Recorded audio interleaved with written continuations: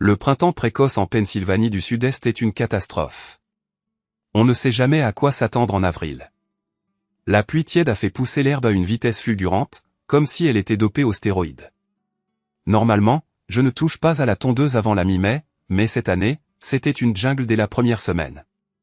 Après avoir rangé mon matériel de tonte, évelant, yeux qui grattent, allergie stupide. J'ai commencé à monter les marches du sous-sol, direction la douche. J'ai attrapé la poignée de la porte de la cuisine, puis je me suis figé. Des voix. Kelly. Olivia. J'avais vu sa voiture devant. Je pensais qu'elles passaient du temps ensemble. Mais ce qu'elle disait m'a glacé le sang. Ma main est restée suspendue en l'air. Je devrais faire un pas en arrière et me présenter correctement. Je m'appelle Robert Crane, Bob pour la plupart. À l'université, il m'appelait Hogan à cause de cette vieille série télé. Ne demandez pas. C'est resté. J'ai obtenu mon diplôme de comptabilité à peine. J'ai décroché mon titre de CPA rapidement, et maintenant je dirige une équipe d'audit à Philadelphie. Le travail de détection de fraude, c'est mon truc. Traquer la fraude, les pistes de blanchiment, l'argent sale. Ce n'est pas tape à accent grave-l'œil, mais c'est très bien payé. Et je suis sacrément bon dans ce domaine, aussi. J'ai même fait quelques piges pour le FBI. Kelly et moi, nous nous sommes rencontrés lors de sa première année. Elle était élégante et avait l'esprit d'entreprise. Un double cursus, déjà décidé à faire des études de droit. La première fois que je l'ai vue, je jure que la pièce s'est figée. Grande, mince comme une danseuse, mais avec ses courbes. Des cheveux blonds vénitiens, une robe d'été, des jambes interminables. Des sandales, à la fois sages et incendiaires. Ça m'a frappé comme un coup de poing dans le ventre. J'étais foutu. Il m'a fallu un mois pour dire un mot. J'ai sorti une blague stupide. Elle n'a pas juste ri, elle a rejeté la tête en arrière et s'est lâchée. Je lui ai proposé d'aller boire un café. Elle a souri. J'attends que tu me le demandes depuis 4 semaines. Nous étions inséparables pendant toute l'université. Nous avons emménagé ensemble en dernière année. Nos parents n'étaient pas ravis, mais ils s'y sont fait en voyant à quel point nous étions solides. J'ai décroché un boulot bien payé à Philadelphie. Juste après l'université, Kelly a été admise à la faculté de droit de Penn. Nous sommes restés dans notre minuscule appartement étudiant, avec son loyer modique. Je prenais le SEPTA pour aller au travail. 3 ans plus tard, elle a réussi l'examen du barreau. Je l'ai demandé en mariage autour de steak chez Morton S. Nous nous sommes mariés. 6 mois plus tard, elle a décroché un poste de procureur adjointe dans le comté de Bucks. Nous avons acheté une maison à Doylestown. Le palais de justice était proche. Le SEPTA y allait aussi. Mon trajet était pénible, mais c'était mieux que de rester assis pendant des heures sur l'Interstate 95. Kelly et sa mère ont choisi la maison, une maison de départ avec 3 chambres. L'une des pièces est devenue notre bureau partagé, une autre pour les invités. La chambre principale était pour nous. Kelly disait qu'elle serait parfaite quand nous aurions des enfants. Ses parents habitaient près de là. Des babysitters intégrés, disait-elle. Des enfants. Nous en parlions depuis notre première année. Nous avions convenu d'attendre que sa carrière soit stable. 2 nuits avant cette fameuse séance de tonte, nous avons atteint ce point, nous nous sommes assis, nous avons parlé sérieusement et nous avons décidé d'arrêter sa contraception et de commencer à essayer. J'étais fou de joie, sur un nuage. Enfin, la famille complète dont moi, enfant unique, avait toujours rêvé. La vie me semblait parfaite. Puis les mots entendus par hasard ont tout brisé, suspendus là dans l'escalier du sous-sol, invisible. Hogan et moi avons décidé qu'il était temps que je tombe enceinte, a annoncé Kelly, la voix pleine d'excitation. Olivia a poussé ce cri aigu, comme un dauphin mourant. J'ai toujours détesté ce son. Elle riait, toute surexcitée comme si la vie était parfaite. Mes mains ont recommencé à se diriger vers la poignée, un sourire idiot plaqué sur mon visage. C'est merveilleux, qu'elle, s'est extasiée Olivia. Puis la question qui a arrêté mon cœur. Mais qu'est-ce que tu vas faire de Paul? Le sol a semblé disparaître sous mes pieds. Silence. Chut. A sifflé Kelly. Hogan est dehors en train de tondre. Silence. Je pouvais l'imaginer vérifier par-dessus son épaule. Puis, d'une voix basse et froide, j'ai dit à Paul que c'était fini. Il comprend. Grossman va démissionner, et il convoite ce siège au Sénat. Il ne peut pas risquer de se faire prendre à baiser une collègue mariée. Ça fait mauvais genre. C'est fini. Rupture nette. Ça m'a frappé comme une bombe à neutrons. Ça a fait un trou béant dans la vie que je croyais avoir. Paul Evans, son patron. Un veuf d'une quarantaine d'années. Sa femme est morte d'un cancer, le laissant avec une fille, Barbara, je crois. Il était tout en charme et en ambition. Gravissant les échelons politiques comme s'il était né pour ça. Kelly avait l'habitude de le vanter comme si c'était un génie, à quel point il était habile avec les manœuvres politiques, tout son cerveau. Une stratégie brillante. Maintenant, je savais pourquoi elle en savait autant. Cette liaison expliquait tout. Les nuits tardives, les réunions de dernière minute. Toutes ces vagues excuses, des mensonges déguisés en travail. Vraiment? Olivia semblait sceptique. Juste du jour au lendemain? Vous étiez chaud bouillant depuis 6 mois, quel? Juste pouf? Ce ton, ce doute, comme si c'était une blague entre elles, me donnait envie d'arracher la porte et de l'étrangler. Olivia la connaissait de peine avant même que je rencontre Kelly. Je pensais qu'elle était aussi mon amie. Je suppose que je me suis trompé sur beaucoup de choses ces derniers temps. Arrête, dit Kelly, mais elle riait sous son souffle. Tu es terrible. Paul est intense, génial au lit. Bien sûr, c'était juste du plaisir brut, pour se gratter une envie. J'aime Hogan. Mais Paul? Il prenait ce qu'il voulait. Sans sentiment. Juste de la puissance brute. De la passion. Un autre petit rire. Maintenant que Bob et moi allons avoir un bébé, je ne peux pas prendre de risques. J'aime Hogan. Je serai une bonne épouse. Une bonne maman. Mon estomac s'est retourné. Combien de fois pouvait-elle dire qu'elle m'aimait tout en parlant de coucher avec son patron? Il ne me manquait plus que de les trouver dans notre lit. Un vrai film de série B. Tous les nerfs de mon corps criaient, défonce la porte, saccage l'endroit, lâche tout. Mais je n'ai pas bougé. Je n'y arrivais pas. Mon cœur battait comme s'il essayait de sortir de ma poitrine. Alors, vraiment, sevrage total? Olivia a insisté, refusant d'abandonner. Kelly a laissé échapper ce rire grave et rauque que j'aimais tant. Maintenant, il sonnait vulgaire. Eh bien, pas exactement sevrage total, a-t-elle dit, l'air satisfait. La semaine prochaine, il y a cette conférence à Pittsburgh avec Paul. Disons que nous nous dirons adieu comme il se doit. Une pause, puis plus doucement, presque rêveuse. Mon Dieu, Johnson va me manquer. Mais Hogan et le bébé, c'est ça qui compte vraiment. C'en était trop. Je ne pouvais plus en entendre un seul mot. C'est arrivé comme un coup de poing dans la poitrine. Mais je n'ai pas explosé. La rage n'allait pas m'aider. Mon entraînement a pris le dessus. Un processus de pensée et un plan froid, précis et clinique. J'avais besoin de preuves. Alors j'ai monté le reste des marches en trombe, en faisant un boucan d'enfer. Je me suis assuré qu'elle m'entendait arriver, qu'elle sentait mon retour dans le monde. Puis j'ai ouvert la porte de la cuisine. Kelly et Olivia étaient assises à la table. Les bavardages innocents se sont tus sur leurs lèvres. Étaient-ce de la culpabilité qui scintillait dans les yeux de Kelly, ou juste de la surprise? Ça va, chérie, a-t-elle demandé, d'une douceur feinte. C'est alors que j'ai remarqué des larmes couler sur mon visage, se mélangeant à la sueur et à la saleté. Allergie, ai-je croassé. Le printemps va être dur. Ah, mon pauvre chéri, a dit Kelly, en se transformant en épouse affectueuse, comme si elle actionnait un interrupteur. Va prendre une douche. Jette juste tes vêtements près du panier à linge. Je vais les laver. On ne veut pas de pollen partout. J'ai pris plus de Claritin D. C'est dans le placard. Tout semblait répugnant maintenant, comme une performance tordue. Merci, ai-je marmonné, en montant les escaliers, en pétrissant. Je ne me contentais pas de laver l'herbe, je me débarrassais du mensonge. Lundi matin, j'ai prétendu avoir une réunion matinale et je me suis éclipsé avant que Kelly ne se réveille. Je ne voulais pas de la fausse routine matinale dans le train pour Philadelphie. Leurs mots ne cessaient de tourner dans ma tête, ma femme qui me trompe. Pas un simple écart d'un soir, mais 6 mois froids et calculés.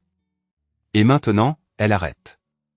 Pas parce qu'elle se sent mal, mais parce que cela pourrait compromettre ses chances au Sénat, et parce qu'elle veut mon enfant. Tout ce que nous avions était faux, scénarisé. Et je ne l'ai même jamais vu. Je suis comptable. Je vis de l'évaluation des risques. Et ça? C'était une défaillance totale du système. Ce n'était pas une fissure dans la confiance. C'était une démolition pure et simple. Ces choix ne m'ont pas seulement trahi, ils ont montré un mépris total pour moi, pour notre mariage, pour tout ce que nous construisions ensemble. Le travail était un brouillard. Les feuilles de calcul étaient floues, et les chiffres se mélangeaient. Mais au fond, mon cerveau ne voulait pas s'arrêter de mouliner. Je n'avais rien, juste des mots que j'avais entendus. Facile à nier, aucune preuve. Si je la confrontais maintenant, elle retournerait la situation et me mentirait en face. Et Paul Evans? Il m'écraserait. Le type est bien en place, un procureur de district, connecté, respecté. Sa parole contre la mienne. Je serais anéanti. L'affronter devant les tribunaux serait un suicide financier. Chaque juge, chaque costume dans 5 comtés lui devait quelque chose ou le craignait. Il m'enterrait pour protéger sa candidature au Sénat. J'ai pensé à partir, juste prendre mes affaires et recommencer à zéro. Mais la maison? Nous avions à peine de capital. Kelly ne pourrait pas assumer seul le prêt hypothécaire, une vente forcée. Nous serions maintenant confrontés à une saisie. Et moi, un expert comptable avec un mauvais crédit, la fin d'une carrière. La confiance est tout mon métier. J'étais acculé. La seule issue était d'obtenir le genre de preuve que personne ne pouvait nier. 3 jours en enfer. J'ai fait bonne figure à la maison et j'ai agi normalement. J'ai fait semblant que tout allait bien. Pendant ce temps, j'ai cherché discrètement. Son ordinateur portable avait été effacé. Pas de mets jetables, pas de dossier louche. Le placard ne contenait rien, pas de lingerie inhabituelle rangée à l'écart. Les reçus étaient ennuyeux, rien de déplacé. Comme courir après un fantôme. Soit elle était diablement habile, soit j'avais été aveugle, peut-être les deux. Puis, jeudi après-midi, elle appelle sur la ligne de mon bureau, gaie comme jamais. Chérie, devine quoi? Nous sommes invités à la grande fête d'annonce de Paul vendredi soir, son lancement au Sénat, bien sûr. Une occasion parfaite de les observer de près. Vendredi soir est arrivé. Le domaine d'Evans près de Washington Crossing était une démonstration de force, un manoir immense, des pelouses parfaites, même un haras à l'arrière. Une immense tente blanche occupait toute la cour arrière. Et le voilà, Paul Evans, au centre de la scène, tout sourire et poignée de main comme un roi de pacotille. Il a illuminé Kelly comme si c'était son poney préféré. Kelly, vous êtes venu. Merveilleux. Un petit baiser sur sa joue. Mes tripes se sont tordues. Puis il s'est tourné vers moi, m'a tendu la main, les yeux brillants de suffisance. Robert, ravi de vous voir. Je serais perdu sans votre femme, vous savez. Il a ri, d'un rire faux et suave. Mais il paraît que je vais bientôt devoir m'en séparer. Un bébé en route, c'est ça? Un autre petit rire. Laisse-moi juste l'emprunter quand tu en auras fini, hein? Pas de rancune. Kelly rougissait de sa façon de parler, comme si elle lui appartenait et qu'il pouvait la prêter. Aucune honte, aucun respect. J'avais envie de lui enfoncer mon poing en plein sourire. Qui sait ce que l'avenir nous réserve, Paul, dis-je, d'un ton plat et sec. Le même ton que j'utilise quand j'annonce de mauvais résultats d'audit. Son sourire se crispa, à peine. Kelly me donna un coup de coude et murmura quelque chose à propos de mon impolitesse. Evans se retourna, souple comme toujours, passant aux invités suivants comme si nous étions déjà du passé. Et nous voilà, à fixer sa fille à côté de Barbara Evans. Kelly semblait encore plus petite. Sûrement. Mais Barbara, elle avait des cadeaux. Des cheveux auburn attrapaient la lumière, un sourire digne d'un projecteur. Paul Evans avait tout mis en place. Une femme décédée transformée enceinte, une fille canon avec un diplôme de droit. Des médailles de gymnastique, un charme irrésistible. De l'or politique. La presse allait dévorer ça à la cuillère. Robert. Barbara s'illumina, s'approcha et me prit dans ses bras. Pas une étreinte sociale standard. Celle-ci était entière. Lente. Intentionnelle. Ses courbes se pressèrent contre moi, s'attardant juste assez longtemps pour que je le remarque. Tu es resplendissant. Pas étonnant que Kelly te cache. Tu ne viens jamais à ces soirées. Il faut que tu arrêtes de travailler autant. C'est mauvais pour toi, lança-t-elle, pleine de charme haletant. Je restai là, décontenancé. Je murmurai quelque chose à propos de sa beauté. Puis deux choses me frappèrent rapidement. Elle n'avait même pas jeté un coup d'œil à Kelly. Et quelle soirée? Avant que je puisse poser la question, Kelly se lança, toute pétillante, faisant un grand numéro pour Barbara, m'empêchant de dire un mot. Puis on nous fit avancer. Plus tard, en prenant un verre, j'y suis revenu. De quelle soirée parlait Barbara? Kelly fit juste un geste de la main en riant. Oh, elle. Elle fait sa peste. Paul organise parfois des réunions d'équipe ici. Il dit que c'est plus sûr qu'un bar. Moins de chances d'être écouté. Elle se pencha comme si nous partagions des secrets. Paul la laisse boire à la maison. Avant même qu'elle n'ait l'âge légal, les pièces du puzzle s'assemblèrent. La liaison n'était pas juste des chambres d'hôtel lors de voyages de conférences. C'était ici, dans sa maison, sous couvert de réunions d'équipe. Femme décédée, fille à la fac la plupart du temps. Accès facile, aucune trace écrite. Extrêmement pratique. Complètement dégoûtant. La soirée traînait en longueur, assez agréable si votre monde ne venait pas de s'effondrer. Environ 1h30 après le discours, Margaret Williamson, la première adjointe du procureur de district, s'approcha, sévère, respectée, impeccablement professionnelle. La cinquantaine, des yeux perçants qui ne laissaient rien passer. Mariée depuis plus de 30 ans à un électricien qui l'avait aidé à financer ses études de droit et qui dirigeait maintenant une entreprise de travaux publics florissante. Ils étaient dévoués l'un à l'autre, le genre de couple que j'imaginais que Kelly et moi pourrions être. Margaret était la principale raison pour laquelle Kelly avait accepté le poste. Je l'aimais et la respectais énormément. Désolé de te voler ta femme, Hogan, dit Margaret, d'un ton professionnel mais pas désagréable. Paul veut une petite réunion du personnel. Logistique du bureau pendant la campagne. Kelly me serra le bras et suivit Margaret vers la maison. J'avais besoin d'air, besoin de m'éloigner de la foule bruyante, des sourires forcés. Je m'éloignai de la terrasse principale, contournai la grande piscine étincelante, cherchant refuge dans l'ombre de l'autre côté. C'est alors que je les ai entendus. Non, pas des conversations de soirée. C'étaient des voix aiguës et tranchantes comme des couteaux. Elles venaient d'un chemin derrière le pavillon, dissimulé derrière de hauts tais. Quelque chose m'attira dans cette direction. L'instinct, peut-être. Quelque chose de plus grand. Paul, Evans, et Barbara. Ils étaient face à face, raides comme des statues. De la tension dans l'air, pleine de chaleur. Avec une femme mariée. Père. La voix de Barbara claqua comme un fouet. Dans notre maison. Après ce que tu as fait à maman, tu crois qu'elle a craqué toute seule? Tu l'as usée, mensonge après mensonge. Liaison après liaison. Le visage de Paul s'assombrit. Surveille ton langage. Tu ne sais pas de quoi tu parles. Tu crois que je n'ai pas vu les bleus? Les nuits où elle pleurait quand elle pensait que je dormais? Elle fit un pas vers lui. Kelly n'est pas la première. Tu es une maladie. Assez, aboya-t-il. Et puis vint la gifle. Forte, rapide, brutale, comme une branche qui se brise dans le froid. Barbara chancela, se tenant la joue, les yeux brillants de colère. Je sentis mes poings se serrer. Tout en moi voulait intervenir, mais je restais caché.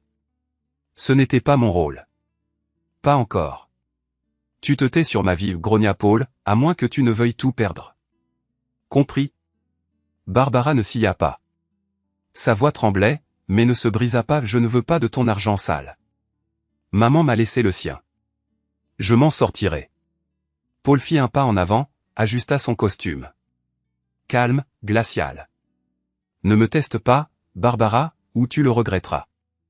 Ces mots firent mouche, je la vis tressaillir, comme si on venait de lui enlever le sol sous les pieds. Je suis ta fille. Paul se contenta de la regarder, les yeux morts, puis se tourna et s'éloigna, revenant vers la fête comme si rien ne s'était passé. Barbara resta là, tremblante, une main toujours sur son visage. J'ai attendu, laissant les pas de Paul s'estomper dans le bruit. Puis, j'ai franchi la haie. Barbara s'est retournée brusquement, surprise, ses yeux fixés sur les miens, une peur brute et manifeste. Tout le fighting spirit de Pluto avait disparu. Elle avait juste l'air anéantie. J'ai tout entendu, dis-je, d'une voix basse et posée, calme comparée à la tempête à laquelle je venais d'assister. Elle détourna le regard, la mâchoire crispée. Colère. Gêne. Honte. Tout cela se disputait sur son visage. Alors tu sais, dit-elle. Tu sais ce qu'il est vraiment.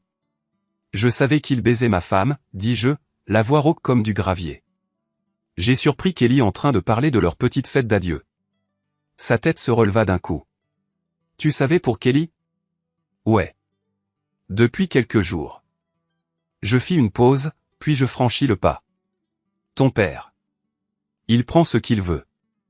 Il se fiche de qui il brûle. Il a saccagé ma vie. La tienne aussi. Et celle de sa propre fille. Je la regardai droit dans les yeux. Peut-être que nous ne sommes pas ici par hasard. Peut-être que c'était censé arriver. Il a laissé une trace. Probablement une longue et sale. Et moi, je suis les traces pour gagner ma vie. Des chiffres. Des schémas. De la crasse cachée. Quelque chose a fait tilt dans ses yeux. La peur s'est transformée en quelque chose de plus acéré. Tu es en train de dire que tu veux le faire tomber. Il menace sa propre fille, dis-je. Sèchement. Il a trompé sa femme. La mienne. Ce genre d'homme ne mérite pas le pouvoir. Ne mérite rien. Les gens doivent le voir pour ce qu'il est vraiment. Mais il est puissant, murmura-t-elle. Il a des alliés. Des gros. Et nous, on a la vérité, rétorquai-je. Peut-être même des preuves. Tu as parlé de photos. Des vidéos. Ses lèvres se retroussèrent en un sourire lent et dangereux. La peur avait disparu, remplacée par quelque chose de froid et de près. Comme un soldat trouvant un camarade dans la boue. Ouais, dit-elle, la voix assurée. Maintenant. J'ai des choses. Des trucs qui effaceraient son image. Elle me regarda dans les yeux et quelque chose passa entre nous. Pas besoin d'explication. Qu'est-ce que tu attends de moi, Hogan? Ce nom. Cette fois, il sonnait différemment. Comme un signe de tête entre chasseurs avant la fin. Tout ce que tu as, dis-je. Et un moyen d'accéder à ses finances. De la crasse de campagne. Tout ce qu'il cache. Nous allons le faire payer. Ensemble. Je la regardai droit dans les yeux. On le fait tomber, et violemment.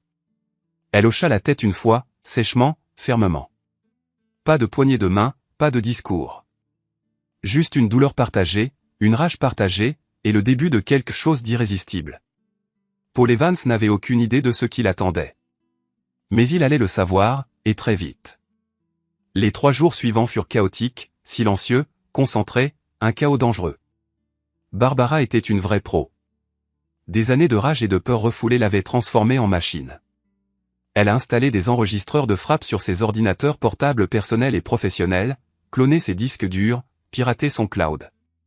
Elle a obtenu un accès complet à son système de sécurité domestique sophistiqué, à l'intérieur comme à l'extérieur. Des fichiers vidéo, des messages. Les preuves s'accumulaient rapidement. Mon boulot? Continuer à jouer le rôle.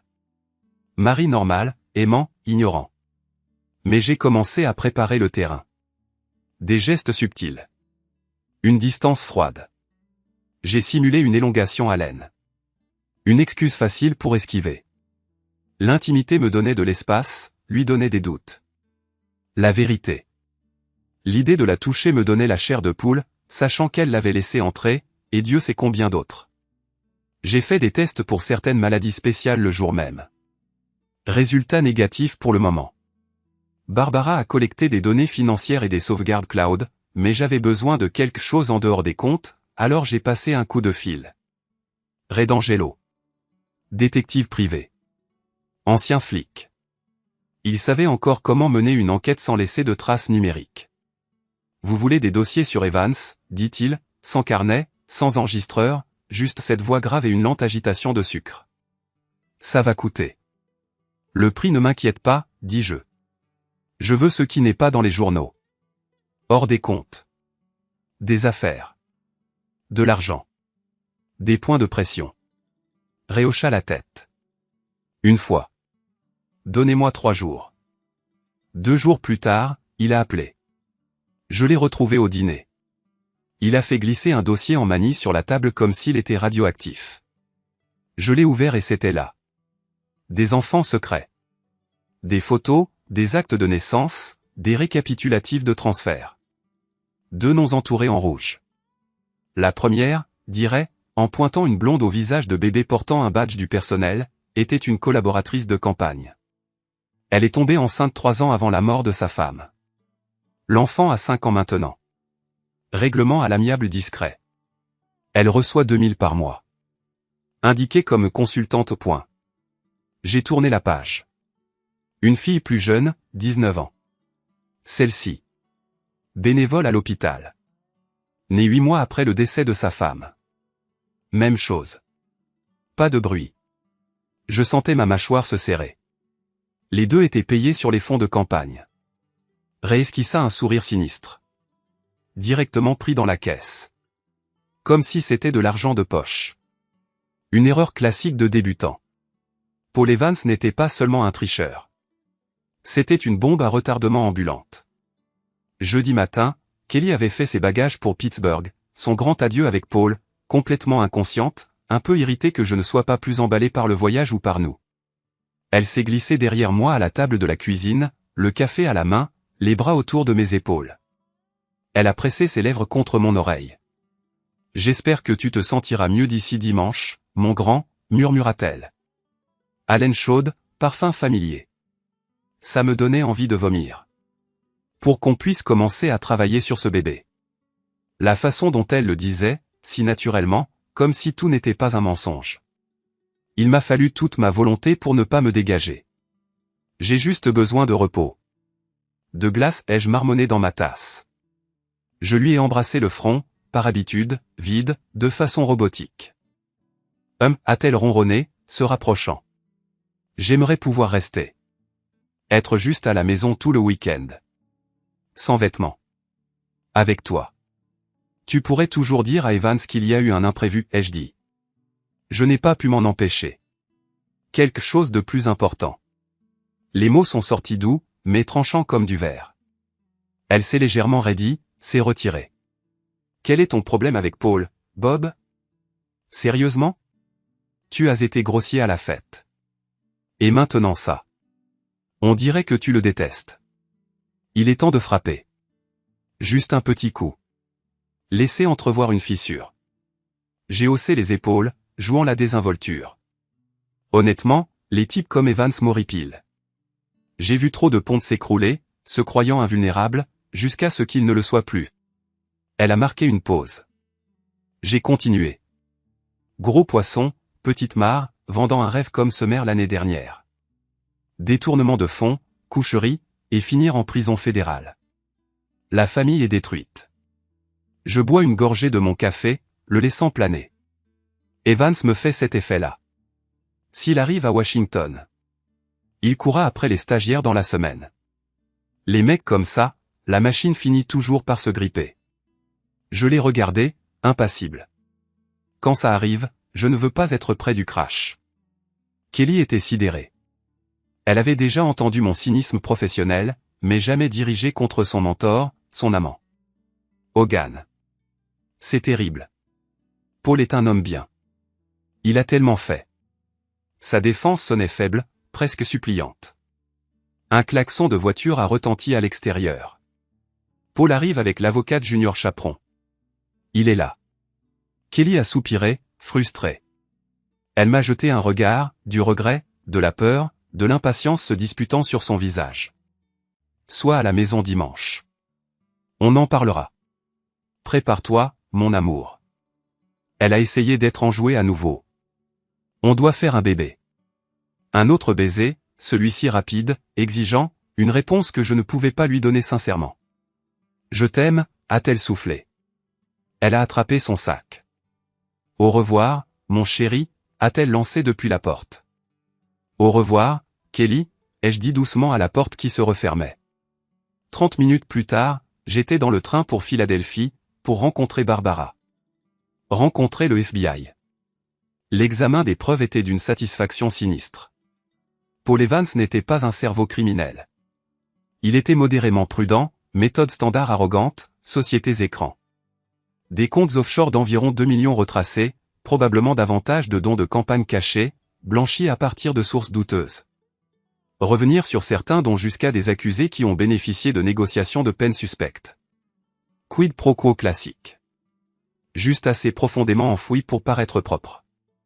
Barbara était choquée par Secret Children. Elle avait toujours su que c'était un monstre. Maintenant, nous avions la preuve. Gary, mon contact du FBI, nous a rencontrés dans une arrière-salle du bureau de Philadelphie, un presse-papier à la main, les yeux perçants. Bon, qu'est-ce que vous avez? Barbara a fait glisser le disque. Données financières, messages, images de vidéosurveillance, trouvées par hasard, en fouillant dans les sauvegardes cloud de papa. Curiosité innocente, ai-je ajouté. Gary l'a branché, a fait défiler, s'est figé sur un dossier. Jésus. Secret keys. Argent du silence, fonds de campagne. Assez propre pour le tribunal? Ai-je demandé. Il s'est adossé, hochant la tête. Lentement. C'est une mine d'or.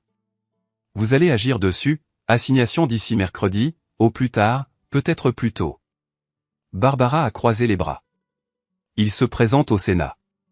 Gary a souri. Ouais, plus pour longtemps. Les rats vont quitter le navire en un rien de temps. Dans le train du retour, Kelly a appelé. Arrivée anticipée, grand dîner prévu, soirée tardive. Bla bla, bla. Sans doute un code pour une autre nuit dans le lit de Paul. J'ai gardé mes réponses vagues, distraites, mentionnées avec désinvolture, que je venais d'avoir une réunion avec des agents du FBI. Oh, excitant. A-t-elle gazouillé, immédiatement intriguée. Quelque chose de croustillant? Je ne peux pas parler de détails, ai-je répondu honnêtement, enquête en cours. Ça pourrait être gros, cependant, une nouvelle nationale, peut-être. Vraiment? Donne-moi un indice. Je n'ai pas pu résister. Politicien corrompu, ai-je énuméré. Corruption, blanchiment d'argent, adultère, enfant secret. Une inspiration vive à son bout du fil. Quelqu'un que je connais? A-t-elle demandé, sa voix soudain tendue. J'en ai déjà trop dit, qu'elle. Le bureau me retirerait mon insigne. Laisse-la transpirer. Laisse-la se demander lesquels de ses secrets allaient éclater. Oh, tu n'es pas amusant, a-t-elle boudé, essayant de reprendre le contrôle. Ne t'inquiète pas, mon amour. Ton secret est en sécurité avec moi. L'ironie était suffocante. Nous nous sommes dit au revoir. Entrer dans la maison, c'était comme pénétrer dans une tombe vieille de 10 ans, tout à cause de quelques mots que je n'étais pas censé entendre, de quelques fichiers et d'une fille énervée avec des preuves. Je me suis laissé tomber sur le canapé, j'ai regardé le soleil se coucher, le ciel prendre cette teinte violette et rouge sang, comme s'il était furieux, lui aussi. J'ai regardé ma vieille vie s'évanouir avec la lumière, puis je suis resté assis là dans le noir pendant des heures. Je ne ressentais pas grand-chose, juste le vide. Samedi à midi, j'ai chassé l'apitoiement sur moi-même. Il est temps de bouger. Faire quelque chose, n'importe quoi, a aidé à dissiper le brouillard. J'étais de retour dehors, à tondre la pelouse, juste pour essayer de rester ancré. C'est alors qu'une élégante BMW décapotable est arrivée dans l'allée. Barbara. Elle est sortie comme si elle possédait le soleil. Robe blanche, jambes bronzées, cheveux roux flamboyants. Elle s'est appuyée sur la clé de la voiture, m'a dévisagé. Eh bien, tu as meilleure mine que ce à quoi je m'attendais. J'avais bien cru te trouver ivre, ou au bord d'une falaise, à contempler le vide. J'ai reniflé, essuyé mon front, pensé aux deux. Tondre la pelouse, c'était moins cher. J'ai croisé un avocat, départ mardi. 3 semaines, Austin, voyage d'affaires. J'ai une inspection fiscale de prévue. Elle a haussé un sourcil. Question de timing, dis-je. Que l'orage éclate pendant mon absence. Peut-être que je fuis, ou peut-être que je ne veux simplement pas la regarder brûler. Barbara a acquiescé, la compréhension brillant dans ses yeux avisés. Les retombées politiques l'affecteraient durement, elle aussi. Bien joué d'anticiper. C'est ça, ton super pouvoir, non? Un sourire narquois a effleuré ses lèvres. Alors que tu bats stratégiquement en retraite avant qu'elle ne puisse proposer le plan, quel qu'il soit, qu'elle avait en tête, une voiture familière s'est garée de l'autre côté de la rue, Olivia en sortant. Elle se dirige vers chez moi. Timing parfait. Une idée a jailli, froide et acérée. Une vengeance servie impulsive et publique. Barbara, dis-je en me tournant rapidement vers la maison, entre. Une faveur rapide. Confuse mais intriguée, elle m'a suivi. Alors qu'Olivia s'engageait sur l'allée, je l'ai accueillie à la porte. Liv, quelle surprise. Olivia avait l'air troublée, coupable. Bob Hogan. Je voulais juste savoir comment tu allais. Super, ai-je dit d'un ton enjoué, en m'écartant légèrement, révélant Barbara qui se tenait juste à l'intérieur de l'entrée, en pleine conversation. Tu connais Barbara Evans, n'est-ce pas? La fille de Paul? Olivia s'est figée, les yeux écarquillés, naviguant entre moi et Barbara. Barbara a esquissé un sourire lent et doux qui n'atteignait pas ses yeux. Nous étions justement sur le point de déjeuner, ai-je continué d'un ton suave, en avançant et en plaçant délibérément un bras nonchalant autour de la taille de Barbara, insouciant. S'amuser, avant que Kelly ne revienne et qu'on s'installe pour faire des bébés, tu sais. Je me suis penché vers Olivia, baissant la voix d'un ton conspirateur. Entre nous, Liv, Kelly s'amuse probablement elle aussi avec Paul à Pittsburgh en ce moment. Ça dure depuis des mois, n'est-ce pas? À bon entendeur, salut, non. Séduire la fille du patron, ça semblait une justice poétique. Olivia fixait, bouche bée, le visage exsangue. On aurait dit que je l'avais giflé. Tu sais, a-t-elle balbutié. Oh, je sais. Kelly a estimé qu'elle avait besoin d'un dernier tour de manège avant de jouer à la femme au foyer, ai-je dit, en enfonçant le clou, comme si je me moquais du choc d'Olivia. Si elle a droit à un passe-droit, pourquoi pas moi? Je l'ai observé attentivement, et oui, quelque chose a vacillé sur son visage. Il y en a eu d'autres, même avant Paul et Olivia, tu sais, avant 2 heures du matin. Elle a suffoqué, confirmant mon coup de bluff. Non, ai-je dit doucement, laissant planer l'implication. Mais merci pour la confirmation, Liv. Olivia est devenue blanche comme un linge. Maintenant, si vous voulez bien nous excuser. J'ai conduit Barbara Pastor vers la porte. Va-t'en, Olivia. Elle a reculé en titubant, s'est retournée et a pratiquement couru vers sa voiture. Nous avons entendu le moteur rugir, les pneus crisser alors qu'elle fuyait. Eh bien, a dit Barbara, reprenant ses esprits, une étincelle d'amusement dans les yeux, c'était amusant, même si je crois que tu viens de faire exploser son monde, elle aussi. Dommages collatéraux. J'ai haussé les épaules. Elle a choisi son camp. J'ai jeté un coup d'œil à mon téléphone. Laissez-lui 5 minutes pour appeler Kelly. Comme prévu. 10 minutes plus tard, alors que nous conduisions vers un restaurant isolé à des kilomètres de là, mon téléphone a explosé. Kelly. Message après message furieux, des textos remplis d'indignation, des accusations de tromperie. L'hypocrisie était presque risible. 1 heure plus tard, j'ai bloqué le numéro, je l'ai laissé mijoter. Sur les 5 heures de route pour revenir de Pittsburgh, je l'ai attendu devant le bureau du procureur dans ma voiture, moteur au ralenti, téléphone à la main. Barbara avait envoyé un texto, le messager est à l'intérieur, ça ne devrait plus tarder. Puis la porte s'est ouverte. Kelly est sortie, un café à la main, son téléphone dans l'autre. Elle n'a pas vu l'homme en costume avant qu'il ne soit juste devant elle. Kelly Evans? Elle a cligné des yeux, s'est arrêtée de marcher. Oui. Il lui a tendu une grande enveloppe. Vous êtes assigné. Son sourire s'est brisé. Je suis sorti de la voiture et j'ai traversé la rue, lentement, calmement. Elle fixait l'enveloppe comme si elle allait exploser. Qu'est-ce que c'est? A-t-elle dit, haletante. Une demande de divorce, ai-je dit d'un ton neutre, avec des pièces jointes. Avec les compliments de Barbara. Elle l'a déchiré, là, tout de suite. Les photos sont apparues en premier, puis la pochette du DVD, la lettre par-dessus avec ma signature. Non, a-t-elle chuchoté. Puis plus fort, non, non, non. Qu'est-ce que c'est que ça? Tu ne peux pas faire ça. Les gens commençaient à regarder. Tu m'as suivi, tu m'as espionné, a-t-elle crié. Non, ai-je dit, tu n'as juste pas été aussi prudente que tu le pensais. Paul a été encore pire. Elle a feuilleté les documents, les doigts tremblants. Ce sont des mensonges, a-t-elle aboyé, la voix brisée. Je vais te poursuivre en justice pour ça. Il faudrait d'abord prouver que c'est faux, ai-je dit, ce qui n'est pas le cas.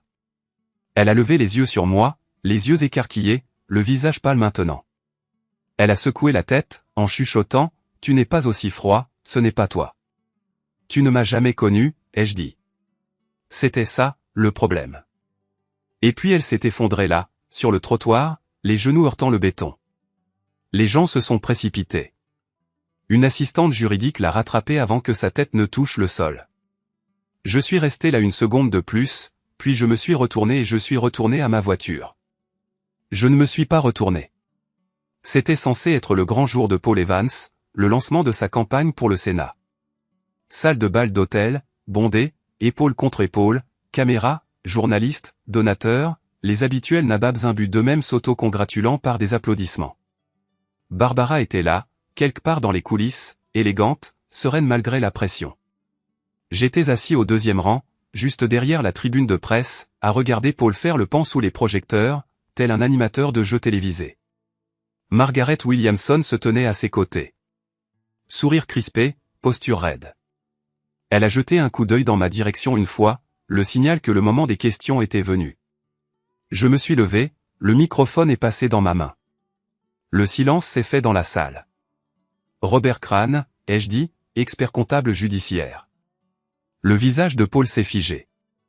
J'ai une question pour le procureur Evans, une question à laquelle je pense que les électeurs méritent d'entendre la réponse. L'atmosphère a changé. Au cours des 7 dernières années, combien de fonds de campagne ont été détournés pour conclure des accords avec les mères de vos 2 enfants sans papier? Silence total. Paul a ouvert la bouche, mais aucun mot n'en est sorti. À l'arrière de la salle, 4 agents ont avancé. Costumes élégants, insignes visibles, armes apparentes. Ils n'attendaient pas, Paul Evans, vous êtes en état d'arrestation. Fraude, détournement de fonds publics, obstruction à la justice et association de malfaiteurs. Il s'est retourné, a tenté de protester, a essayé de les contourner, mais ils l'ont maîtrisé rapidement. Il a crié quelque chose à propos de mensonges, de complots, mais personne n'a bougé. Des flashs ont crépité alors qu'il l'entraînait devant le podium, la veste déboutonnée glissant de ses épaules, la cravate de travers, en direct sur toutes les grandes chaînes. Barbara est restée silencieuse, se contentant de regarder. Imperturbable, vive, puis elle est partie discrètement. Margaret s'est avancée, a pris le micro, s'est éclairci la gorge. Ce bureau ne protège pas les criminels. La salle a explosé en un vacarme de bruit, de questions, de cris, de chaos. Mon divorce a été finalisé. Discrètement, rapidement. Kelly a tout signé 4 jours après avoir reçu les papiers, acceptant le partage à 50-50, demandant seulement une chance de s'excuser en personne un jour, quand les choses seraient moins à vif. Sa lettre réitérait qu'elle m'aimerait toujours. Des mots vides, qui rappelaient Hélène. Elle a démissionné du bureau du procureur et a déménagé dans le Midwest pour y vivre. Grâce au décès d'une tante, ma carrière a prospéré. Le Federal Bureau of Investigation m'a publiquement crédité de l'analyse. Une victoire importante. Mon cabinet en a tiré profit, m'a promu, m'a placé à la tête d'une nouvelle unité chargée des crimes financiers. Mais un mois plus tard, je rentrais chez moi après le travail. Une longue journée. Rien d'inhabituel. Juste la route de campagne sinueuse et familière que j'empruntais tous les soirs. J'ai appuyé sur les freins avant le virage serré près du vieux moulin. Rien. La pédale est allée directement au plancher. Aucun avertissement, aucun bruit. Juste des freins morts. J'ai brusquement tourné le volant, réussissant à sortir de la route et à percuter un arbre. L'airbag s'est déployé. La voiture était complètement détruite. Mais je m'en suis sorti avec seulement des contusions. J'étais encore assis là, hébété, quand mon téléphone a vibré. Numéro inconnu. Un texto. Vous savez de qui ça vient? Faites attention à vous. Ce frisson que je n'avais pas ressenti depuis des semaines est revenu en force. Paul était incarcéré, mais ces gens étaient toujours dehors. Et il n'en avait pas fini, ça. Nok. Fordi den rammer en kant af en eller anden art. Martin!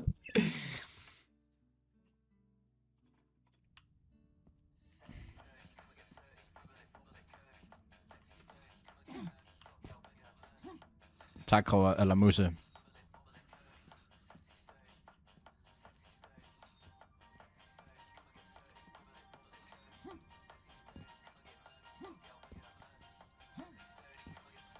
Jeg bliver nødt til det, Laura.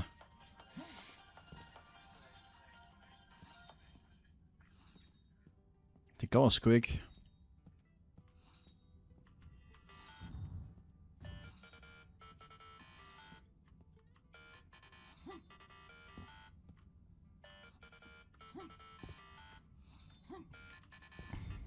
Det er jo en musse.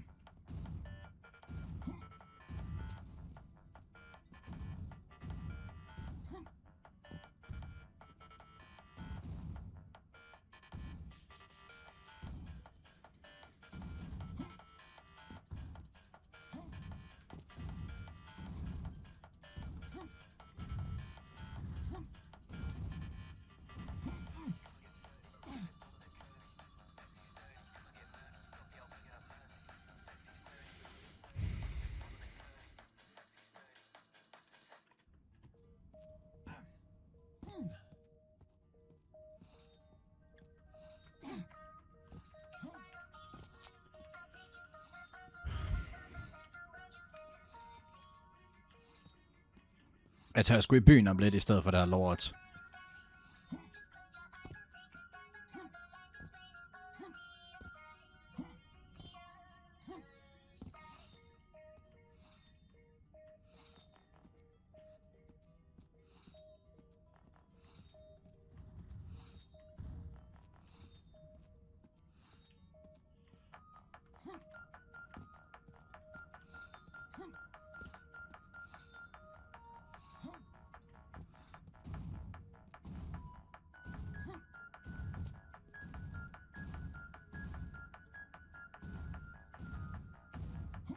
Selv tak, Chelsea.